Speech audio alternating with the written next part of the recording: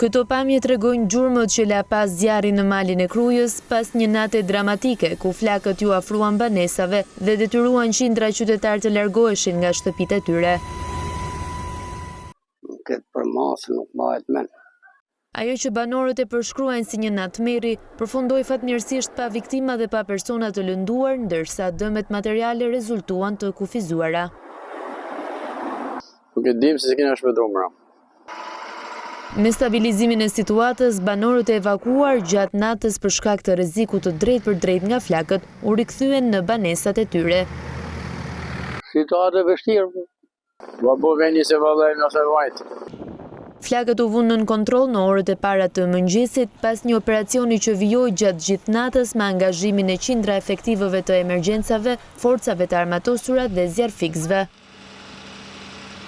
Edhe gjatë ditës, helikopterët vijuan ndërhyrje në zonat më të vështira të malit, ndërsa forcat në terren monitoruan vatrat e mbetura për të shmangur çdo riaktivizim.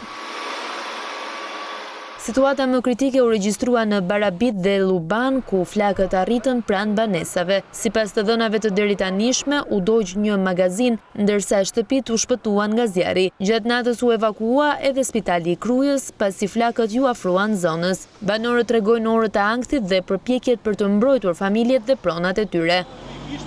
Ka jena këto, lagja Shqipër, i thonë Bros, e Luband, e ne abazja jenë largu nga shtëpia, lamë shtëpinë. Dolëm më rrugëve.